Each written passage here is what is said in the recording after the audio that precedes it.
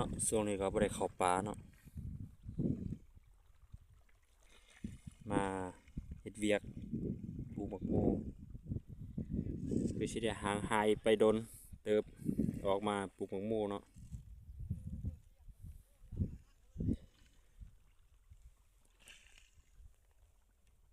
นี่ก็คือ1 มื้อทำอิฐเนาะหาก็เริ่มลงดิน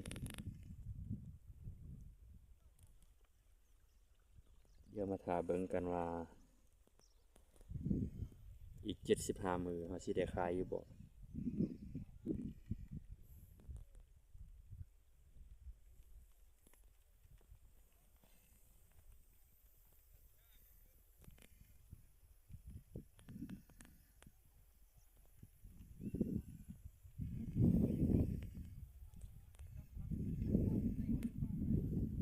คนงานประมาณ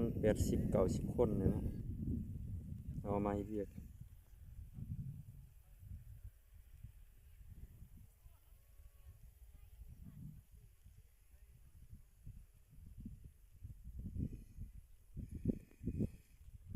ฝนก็ตกตกลงย่อยๆเนาะ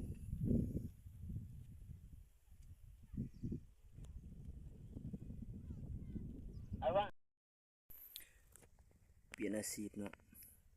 ช่วงนี้บ่ได้เข้าป่าพอดีออกมาเฮ็ดเวียก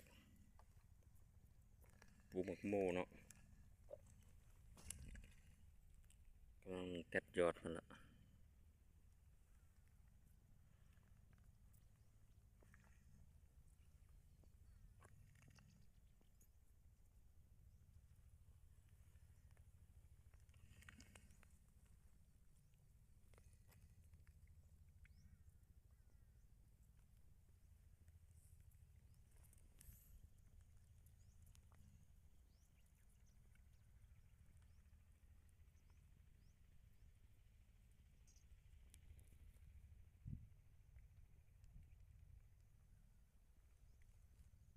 ไก่ปลาคันอยู่แถวนี้หลายเนาะอยู่แถวนี้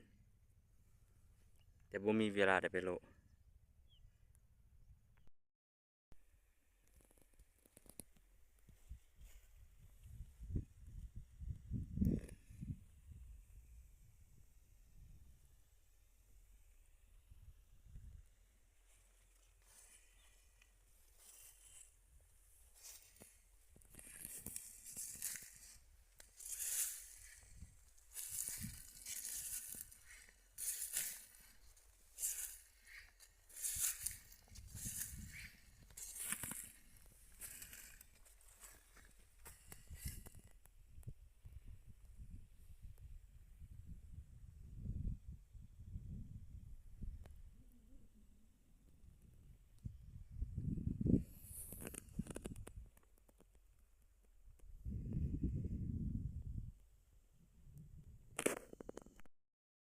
อ๋อนี่นี่เพลงอันบ่ถูกตัวใด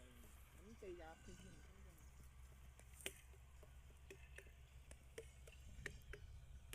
เดี๋ยวที่ว่าเขาดูตอนบุกคิดเด้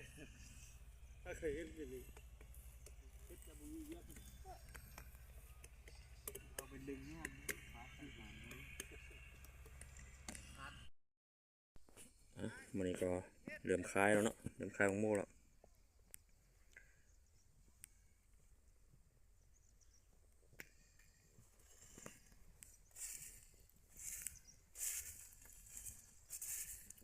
มันเลิกบักโมแล้วเนาะเลิกเอาตัวมันบ่ดีหันออก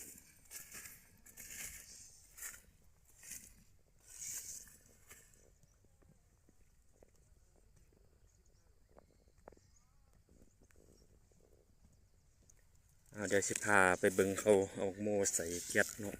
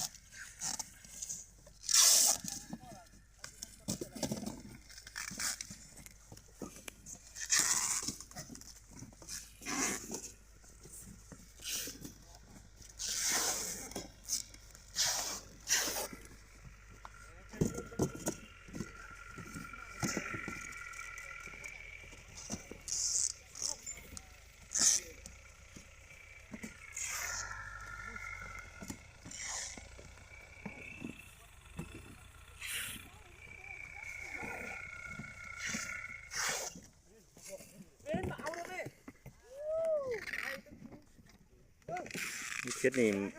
มาปลาหลายเนาะฮ้อนคือมือแล้วไก่ปลาก็หลายแต่บ่มีเวลาเดี๋ยวไปโลเนาะนี่อยู่ดอนเพิ่นเนาะอยู่ติดกับสวนแต่บ่มีเวลาได้ออกไปโลทางใดแล้ว เรียกร้อนอะไร